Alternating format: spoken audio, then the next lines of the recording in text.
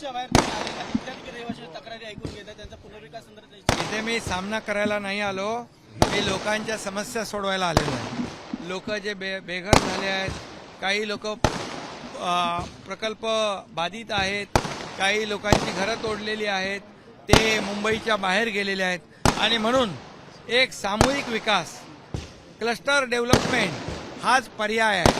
म्हणून single building बांधता येणार नाही, त्यांना जागा मिळणार नाही, ओपन स्पेस मिळणार नाही, गार्डन मिळणार नाही, अम्युनिटी मिळणार नाही आणि म्हणून क्लस्टर 6 क्लस्टर या ठिकाणी आमचे सदा सरवणकर, राहुल शेवाळे, आमचा समाधान सरवणकर या सगळ्यांनी या ठिकाणी लोकांशी बोलून या 6 क्लस्टरमध्ये हजारो रहिवाशांना या ठिकाणी दिलासा मिळणार आहे.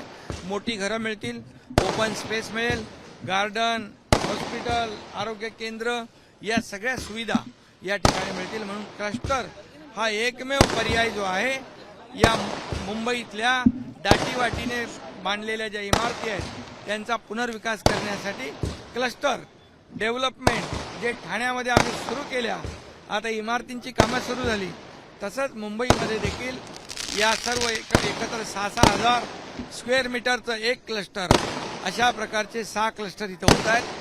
या ठिकाणी सगळ्यांना न्याय मिळेल. या परिसरातला प्रत्येक वर्ष रखडले ते पुढील लक्ष येतं स्वागत नाही, कसं आहे, याच्यामध्ये आम्ही काम करणारे लोक आहोत. सरकार आमचं सर्वसामान्यांचं आहे.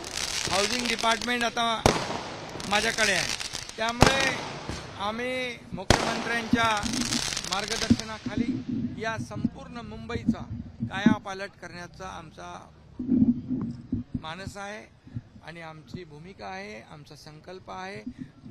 मूळ मुंबईकर जो मुंबई बाहेर फेकलाय त्याला वापस मुंबईत आणणं हे आमचं काम आहे. एबीपी माझा, उघडा डोळे बघा नीट.